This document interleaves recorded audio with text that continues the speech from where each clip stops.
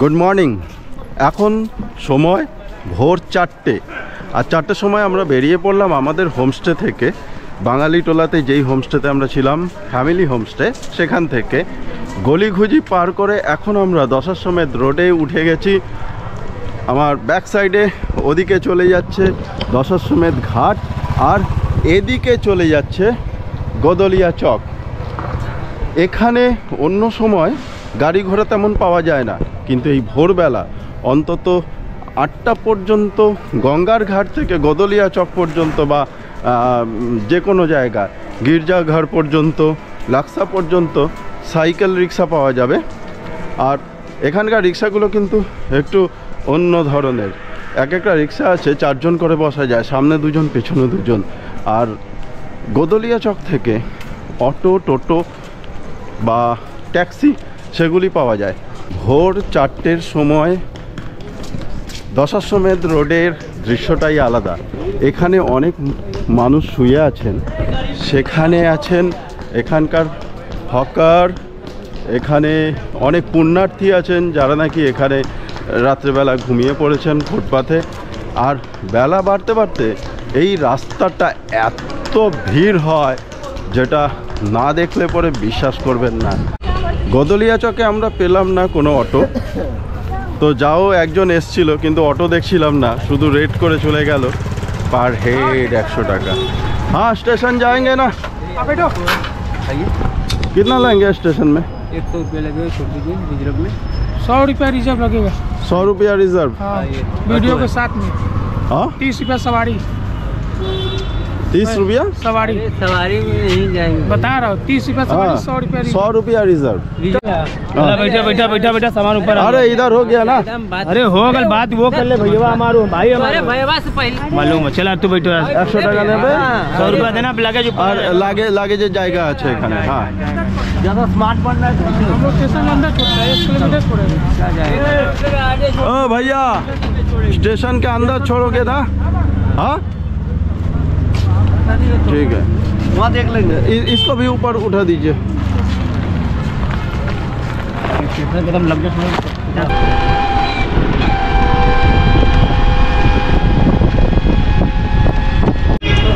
চলে এসেছি বারাণসী জাংশন। দুটো টোটোওয়ালার মধ্যে প্রায় 3টে টোটোওয়ালার মধ্যে প্রায় ঝামেলা লেগে গিয়েছিল। এ বলে আমি নিয়ে যাব, ও বলে আমি নিয়ে যাব। এ বলে আমি 100 টাকায় নিয়ে যাব, সে বলে আমি 150 টাকায় নিয়ে যাব।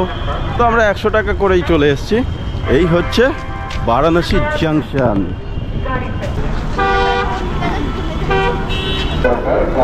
স্টেশনে কোনো গাড়ি ঢুকতে দেয় না বলে স্টেশনটা অনেকটা ফাঁকা ফাঁকা। আর যদি এখানে গাড়ি ঢুকতো তাহলে কিন্তু এখানে যানজট লেগে যেত। যেটা আছে ওই ব্রিজের ওখানটায়, ব্রিজের নিচটায় এত যানজট, এত ভিড়, এত চিৎকার চেঁচামেচি, তো ওখানে দাঁড়ানোর জায়গা থাকে না সন্ধেবেলা। লকরুমে আমরা আমাদের ভারী বোঝাগুলো রেখে দিলাম। একটা ব্যাগের জন্য 20 টাকা করে নিল। এই আমাদের কি বলে রিসিট দিয়ে দিয়েছে। 20 টাকায় 24 ঘন্টার জন্য আমরা ব্যাগটা এখানে রাখতে পারি। যেহেতু আমরা প্রয়াগরাজ যাব, আবার রাত্রিবেলা ফিরে আসব, তো সারাদিন ব্যাগটাকে পিঠে পিঠে নিয়ে ঘোরা খুব মুশকিল। আর কোথায় রাখবো ওখানে সেটাও একটা টেনশন ছিল। তো লকরুমে রেখে দিয়ে সেই জায়গা থেকে মুক্ত হয়ে গেলাম। এখন আমরা নিশ্চিন্তে চলে যাব প্রয়াগরাজ।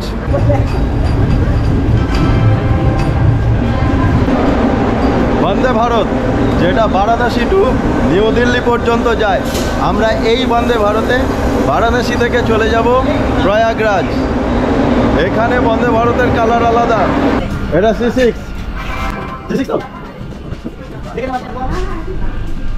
এখানে ঢুকে নিজে থেকে এই গেট খুলে গেল। আর এই হচ্ছে আমাদের চেয়ার, এই সাইডে দুটো আর এই সাইডে দুটো। 3+2 এর কম্বিনেশন, সিটিং পজিশন 3+2। আর মাঝখানের এই যে পজিশনটা আছে, এখানের টেবিলটা দেখুন খুব সুন্দর। এই আর এই গেটটা সামনে গেলে পরে প্রেস করার দরকারই নেই, নিজে থেকে সরে যাচ্ছে। আর এখানে হচ্ছে স্ক্রিন, যেই স্ক্রিনের মধ্যে ভেসে উঠবে কোন স্টেশন থেকে কোন স্টেশনে যাব, এমনকি এখানে ভেসে উঠবে স্পিড কত আছে। আর এই হচ্ছে টয়লেট, দেখি টয়লেট এটা কি আছে। এই হচ্ছে বায়ো টয়লেট, যেখানে কমোড আছে, এখানে হ্যান্ড ওয়ার দেওয়া আছে। আর এটা হচ্ছে, এটা প্রেস করলে পরে এই জল চলে এলো। এখানে হ্যান্ড ওয়ার আছে, যারা অভ্যস্ত নন তারা মগ ইউজ করতে পারে। ফায়ার এক্সটিংগুইশার দেওয়া আছে। এখানে স্মোকিং একদম মানা, প্লিজ কেউ করবেন না। এটা হচ্ছে সোপ ডিসপেন্সার, আর কল তো আছেই, বেসিনটাও দেখুন খুব সুন্দর। প্লাস এটা হচ্ছে হ্যান্ড ড্রায়ার, আর আয়নাটা বিশাল বড়। এখানে জামা কাপড় রাখার জায়গা, এমনকি জামা কাপড় এখানেও রাখা যেতে পারে। হ্যান্ডেল দেওয়া আছে, এটা হচ্ছে খোলার লক।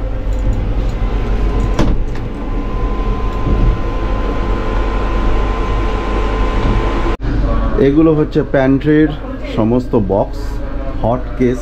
জাস্ট টাচ করলে পরে নিজে থেকে অফ হয়ে যাবে। এটা টাচও করতে হচ্ছে না, সাইডে নিলে হয়, জাস্ট এতটুকু। তো পাঠাবি না বন্ধ করে। লেগ রেস্ট, বটল হোল্ডার, এখানে টেবিল। যদিও আমাদের খাওয়া দাওয়া বলতে শুধুমাত্র টি অর কফি দেবে, আদার্স কিছু না। কারণ আমাদের সফর হচ্ছে মাত্র 1.5 ঘন্টা। মানে বারাণসীর পরের স্টপেজই হচ্ছে প্রয়াগরাজ, তো সেই পর্যন্ত 1.5 ঘন্টা টাইম লাগবে। 1.5 ঘন্টার মধ্যে আমাদের টি কফি দেবে। টি কফি মানেই হচ্ছে চায়ের সাথে টা তো নিশ্চয়ই কিছু দেবে, হয় স্ন্যাক্স, বিস্কিট কিছু তো দেবে আশা করছি। দেখা যাক কি দেয়। তো দুটো সিটের মাঝখানে পায়ের নিচে চার্জিং পয়েন্টটা করা আছে। মোটামুটি এখান থেকে 4টে চার্জ করা যায়, দুটো ইউএসবি চার্জার দিয়ে, জাস্ট ইউএসবি পোর্ট দিয়ে, আর দুটো হচ্ছে 3-pin প্লাগ দিয়ে।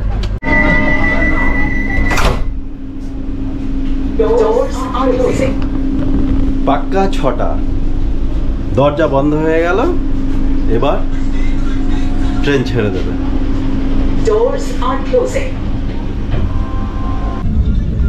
কুম্ভ মেলায় এখন আর প্রথম পরিষেবা শুরু হলো এই পেপার দিয়ে।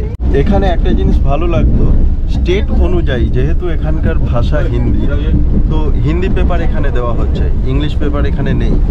কিন্তু সেখানেই দুঃখ লাগে, আমাদের ওয়েস্ট বেঙ্গলে যেই বন্দে ভারতগুলো চলে, সেখানে আমি যখন গিয়েছিলাম শান্তিনিকেতন, সেই সময় বাংলা পেপার আমরা পাই, হিন্দি এবং ইংলিশ ছিল। তখন আমরা সেখানে জানিয়েছিলাম যে বাংলা পেপার দেওয়ার ব্যবস্থা করা হোক। জানি না এখন দেওয়ার ব্যবস্থা করা হচ্ছে কি না, তবে আমি ফেব্রুয়ারিতে শান্তিনিকেতন যাব, সেই সময় আমরা দেখতে পারবো বাংলা পেপার দেওয়া হচ্ছে কি না, সেটাও জানিয়ে দেবো আমি। আর এরপরেই চলে এলো 1 বোতল জল, আমাদের দিয়েছে 500 লিটার, 500 ml। তো 500 ml এই কারণে, কারণ আমাদের শর্ট জার্নি, আর যাদের লং জার্নি আছে তাদের জন্য 1 লিটার।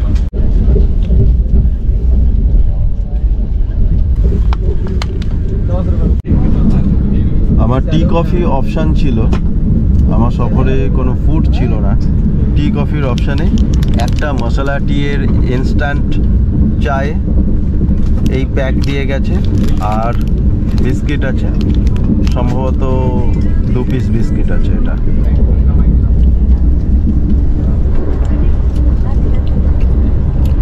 বিস্কিটটা খুব ভালো খেতে, কিন্তু আমাদের মশলা টি দিয়েছিল। আমি বললাম মশলা টি আমি খাবো না, কফি খাবো। তো চেঞ্জ করে আমাকে কফির কিট দিয়ে যাওয়া হলো, আর গরম জল দিয়ে যাওয়া হলো। কফিটা নিজে তৈরি করে খাচ্ছি।